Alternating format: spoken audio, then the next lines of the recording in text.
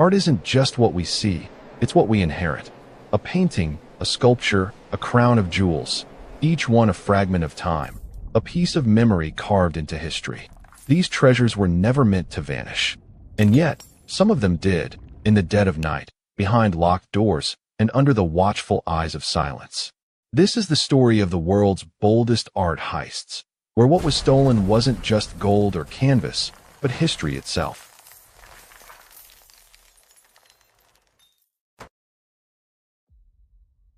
Imagine this. In a single night, a country's most priceless artistic treasures vanish. Not one piece, but 13 irreplaceable masterpieces. This isn't the plot of a Hollywood film.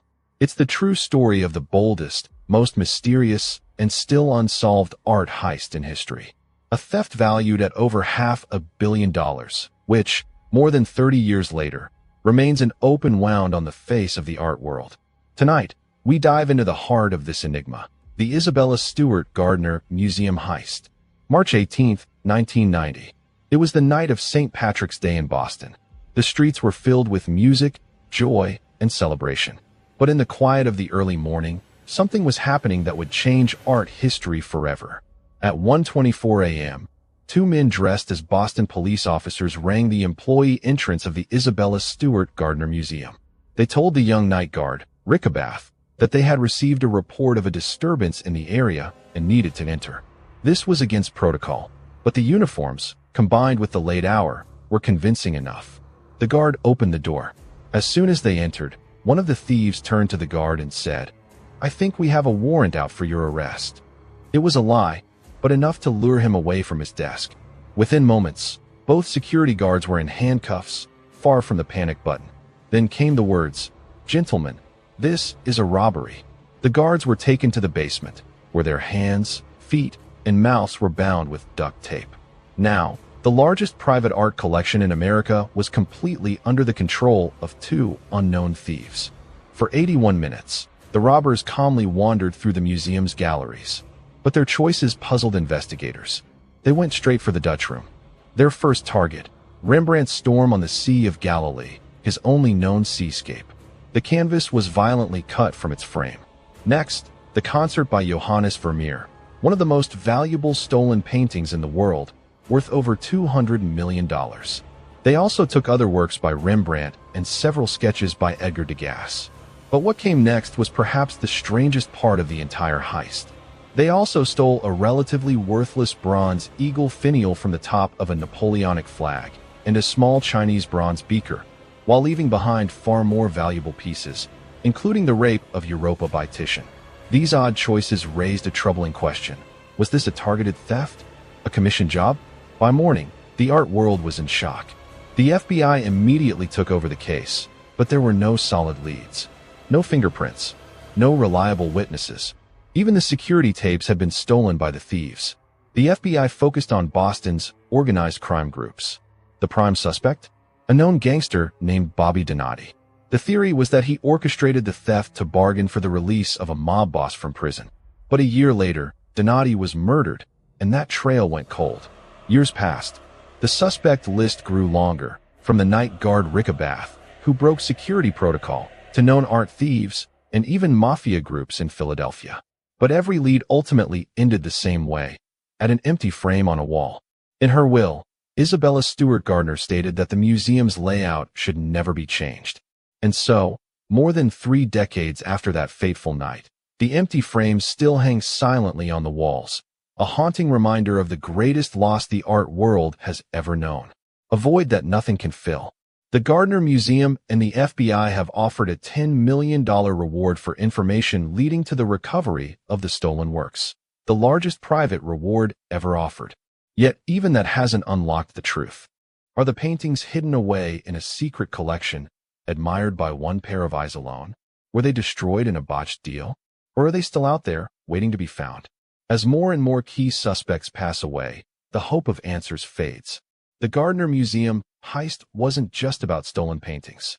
It was about the theft of culture itself. And until those empty frames are whole again, the question will echo across the art world. Where is the greatest lost treasure of our time? In the heart of Europe, there is a city called Dresden, home to a treasure that has preserved centuries of history and art within the walls of a royal palace. This is the Green Vault, one of the oldest and richest museums in the world. But on one cold November night, this treasure faced one of its darkest hours. This wasn't an ordinary theft. It was a Hollywood-style heist, played out in the real world. A robbery worth over €1 billion. 4 a.m., November 25, 2019. The streets around the museum were silent. But a group of thieves was already in motion, executing a plan that had taken months to prepare. Step 1. A blackout. They set fire to a power box near the Augustus Bridge. Not random vandalism, but a calculated move. With that, the streets went dark, and so did the museum's most crucial security systems. The path was clear. The thieves had already cut through the iron bars of a museum window. They knew exactly where they were going. Their target, the Jewel Room, home to some of the most unique historical artifacts in Europe. And they had only minutes. Inside, they faced bulletproof display cases. But they came prepared. With axes in hand, they smashed the glass.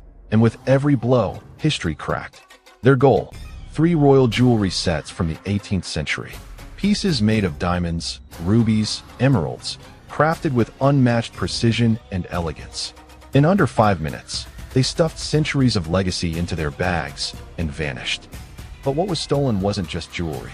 Each piece was a symbol of Saxony's identity and royal heritage. The most famous of them all, the Dresden white diamond, a breathtaking 49-carat gem that once adorned the hat of the King of Poland. The estimated market value, over €1 billion. But its cultural and artistic worth? Truly priceless. These were never meant for sale. They were the soul of a nation. The German police launched one of the largest investigations in the country's history. A €500,000 reward was offered. Soon, clues led to a notorious crime family based in Berlin. After months of investigation, a breakthrough came in 2022. In a deal with prosecutors, lawyers representing several of the suspects returned a significant portion of the stolen jewels. The world breathed a sigh of relief. But it wasn't the happy ending people hoped for. Many of the pieces were damaged, some broken, some incomplete. And most importantly, some of the most valuable items, including the Dresden white diamond, are still missing. The heist left behind a burning question that remains unresolved. Were the thieves planning to melt down the artworks and sell the raw materials, the gold and diamonds, separately? This is where the story becomes more than just a robbery. It becomes a true drama, a battle between historical value and monetary worth. Is the value of these treasures in what they are, or just what they're made of? That question alone is what secures this heist a place in history. The Green Vault robbery was a deep wound in the face of art history. And though some treasures were recovered, the collection will never be whole again. This real-life Hollywood tale is a stark reminder of how fragile our greatest cultural treasures are, and how, in a single night, greed can threaten centuries of history. If you enjoyed this story, leave a like and subscribe so I can keep bringing you more. Thanks for watching till the end.